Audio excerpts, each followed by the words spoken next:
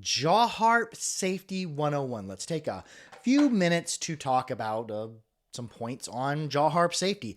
Now, the first thing I want to talk about that you want to cross off your list if you're a newcomer to the jaw harp and you just bought a jaw harp is you need to make sure you have to have a real, actual, playable jaw harp with good vibration and good sound that is safe. The one jaw harp that people always get tricked into buying for their first harp is the Snoopy harp, the bluegrass jaw harp. It's also sold as Civil War jaw harp, trophy jaw harp, and by many other names. It looks like this, and you're going to see large gaps which don't create good sound. And what makes this harp dangerous is the Snoopy harp has a very unproductive vibration. This will actually hurt your teeth, and it doesn't make good sound. That hurts my teeth, and I'm sure if I played it for long enough, it would probably damage my enamel. So if you got tricked into buying the Snoopy harp or the bluegrass jaw harp, hillbilly jaw harp, trophy jaw harp, Civil War jaw harp, make sure to get your money back from whoever sold it to you, because it is defective and it's not safe. Or you could just be like, huh, chuck it, gone over there.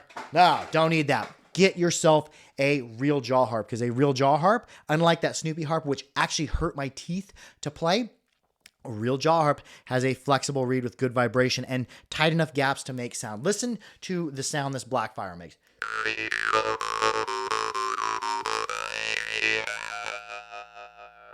So make sure you get a good jaw harp.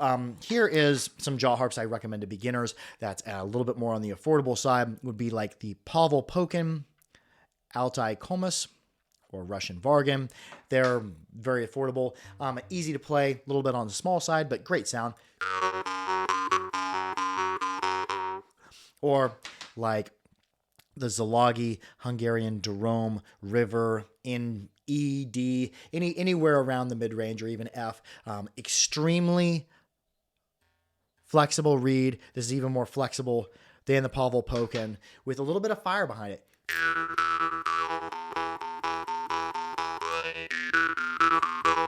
Very easy to play, very flexible, doesn't bounce a lot. That's what you want, is you want a good harp. The next thing I want to talk to you about is the grip. Now, first off, you've made sure you have a real playable jaw harp and not a Snoopy or some look-alike like that. You have a real playable jaw harp. And the next thing we're going to talk about is grip. There's a lot of different types of grip. There's the khomus grip.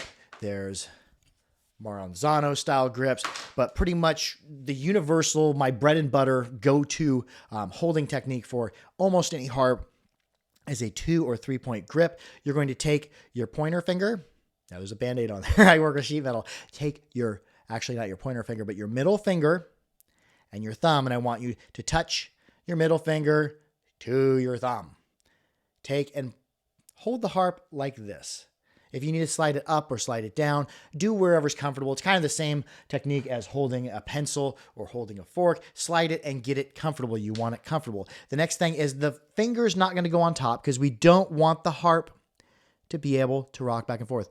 You got your thumb and middle finger on bottom, and I like to reinforce with my other 2 fingers. Boom, because that's 3 fingers are stronger than 2 fingers, and your thumb is probably your strongest finger. If your thumb is a finger, comment below if the thumb's not a finger. But put your pointer finger in front. And one hack or tip I would suggest to you is get in front of a mirror, because you can have the harp. And if you, like right now I'm looking at a screen so I can see myself. But if you are new to playing the harp and you don't know the feel of it, you might be holding the harp weird and not even know it. So get in front of the mirror. The mirror is going to show you, what you're doing, because you'll see like, it's not correct. The next thing after you get your grip is it needs to be placed on tooth-played harps. There's tooth-played harps and, there's lip-played harps. Today we're talking about tooth-played jaw harps. You're going to take the harp and you're going to put it up against the tips of the teeth. Now, the harp is not gripped in between the teeth. I'm not biting it. If I bite it, most harps, it's going to collapse the frame a little bit and it's not going to play. So we're not biting it. We're going up against the tips of the teeth. And we want a good brace. I recommend everybody to start off plucking toward themselves with an inward pluck. Now you can start playing, and many people, especially fast players, like plucking outward. One thing that can happen with outward plucks is you want to make sure that if you're plucking outward, you're stroking along with the reed and not stroking across. If you're stroking across and compressing the reed, it can end up prematurely breaking the reed. But also what can happen, which is the most dangerous part, is if you're playing outward quickly, and this used to happen to me with my Glazern Star, which had a big ball shape trigger. I would play it carelessly out and in as fast as I could, and sometimes I would get one of those strikes that comes across. So the harp got pulled away from my teeth and went bam, right up against the tips of my teeth. And that's quite a bit of pressure. Now, the reed on this is probably not stiff enough to be able to break or chip your teeth, depending on how strong your teeth and your enamel are and all that. But if you get the frame pulled away from you and then you have all this mass go slap you right in the face, that could break your teeth. Let's go on down to an analog of that with Mr. Mouth. And we'll come on down here to Mr. Mouth. I was demonstrating with the Zilagi Black Fire, which is one of my favorite everyday players. You don't want to overstrike where the harp is getting pulled away from your mouth and then slapping your mouth. Bam. You don't want to get hit in the teeth with that. I think the harp that I've done this the most times with was my good old Glazern Star, which has a medium stiffness reed, and it's very long, very powerful reed. And I would overstrike and catch on the inside instead of brushing across the outside on an outward pluck. And right now I'm mostly plucking toward myself, but on an outward pluck I would come too far inside and it would get pulled away and it'd snap, hit me right in the teeth. Let's do that to Mr. Mouth. Hopefully I don't break handmade tea glass from a friend on Instagram. Let's see here. Overstrike, bap. Now, both times I did this, I was lucky. I did not actually chip a tooth. I did, however, feel around with my tongue to see, did I break a tooth? Did I chip a tooth? But I didn't. I was lucky that time, but be careful that the harp doesn't get pulled away from you. So I would recommend people possibly be very careful plucking outward on their harps, or just pluck toward yourself or inward. The other thing I was going to talk about is I recently went to the dentist and they showed me that I had a small chip on my enamel on the front of my teeth near the bottom, and I knew instantly, I'm like, I know what that's from. A lot of times when I'm playing the harp, I'll be playing and then I'll go to write something down or go to vocalize, and the harp will be vibrating and I'll pull it away from my teeth as it's vibrating.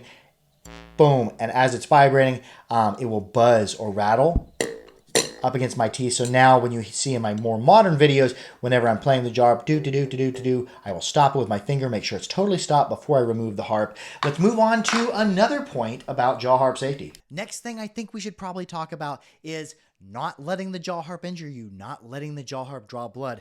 Now you'll see some videos of people playing on the internet and they'll be playing and then there'll be blood on the harp, there might be blood on their finger, there might be blood on their mouth, and this is actually a totally avoidable thing, and we can do a slight adjustment to our technique and avoid the harp pinching or abrading the inside of our lip or drawing blood. And this is what I tell you, this is what I say you should do. If you're getting blood in your jaw harp, first thing, get in front of the mirror. The mirror gives you feedback, so get in front of the mirror. And it also helps, as a beginner, helps reflect the sound back to you, so it's easy to hear the subtle nuances of what you're doing, so you can get better in replicating overtones. But anyways, we're going to talk about this jaw harp being too close or crowded into the corner of the mouth. Now, when we're playing the jaw harp, it's up against the teeth, and then there's a trace right here.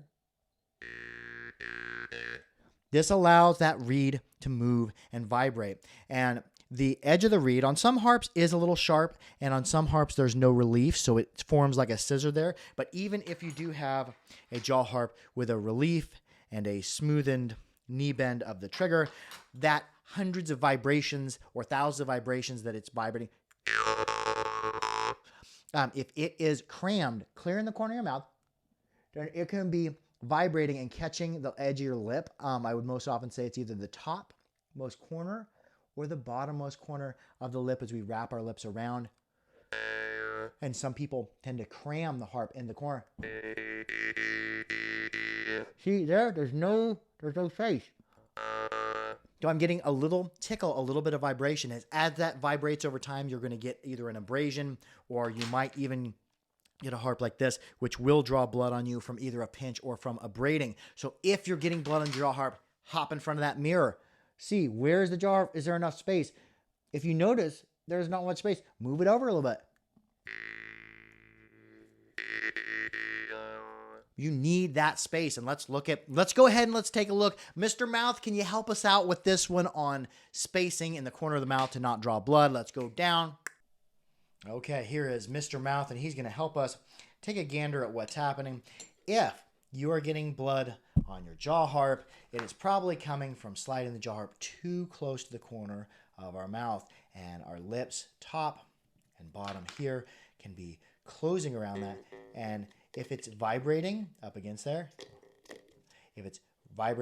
or if you get a pinch on the corner, very corner of your mouth, see how that's hitting there? You can still be making sound and everything, but you are eventually going to start bleeding here. So if you notice that, take the harp, slide it in. And some harps, it doesn't even take that much abrasion. Here's a Glazerin. The corners of the knee bends are sometimes kind of sharp, which you can always smooth them with a smooth fine stone or a very, very fine small file, prying the harp away from there and smoothing that. And that will take a little bit of the sharpness out. You'll lose a little bit of volume, but it will also eliminate the scissor effect, because if there's no relief on the end and it pinches your lip can actually get, bam, pinched in there and cut just a little bit. So what we need, harp is drawing blood, slide it away from the corner of the mouth. It needs room to vibrate. If we're cramming it in the corner, hear that? That's going to cause you to bleed. So next item on our list. Now, the next thing I want to talk about when you're playing your jaw harp, we've went over a few different things, is we've got a good grip, we've got enough room, is playing on a flat plane. When you are plucking, you need to be plucking either straight inward or towards yourself on a flat plane with this, or if it's outward, must be on a flat plane. If you drift upward, or tendency is people's finger tends to drift down, you're going to cause twisting of the jaw harp. Now, that's not necessarily going to create unsafe things happening with the jaw harp, but it does create bad sound. So make sure that when you're in front of the mirror practicing that if you're getting clicks, make sure you're plucking on a flat plane, that you're not twisting and pulling the reed down or pushing the reed up. It needs to be flat. And knowing your jaw harp is another thing you need to know. A lot of your munhop from Norway have really deep recurve triggers. It's probably not as good to play them outward. And then if you try playing a hook trigger or a drymba, see that has a hook downward, it's great for playing toward yourself. But you cannot pluck it away because it will hook on your finger and you'll probably break your harp. You could also, hit yourself in the teeth. And when I did that, it just sucked the harp right out of my hand and went flying. So we have good plucking technique. The next thing I want to talk about is some safety for long-term harp playing, and that is good posture. We need to make sure that we keep our head up and our shoulders back, like you're putting your shoulder blades in your back pocket, because all the stuff that works in your shoulders, if you're hunching over and exerting pressure, whether it's moving, pushing, pulling, this can cause pain and even some damage or strains over time. And it's easy depending on what you do for a job. I do heating and air work where I'm oftentimes working in attics or crawl spaces or mezzanines where you're hunched over or confined to space and you're torquing together pipe wrenches or running screwdrivers or whatever. So you're doing all this fine work, but you're all bunched up.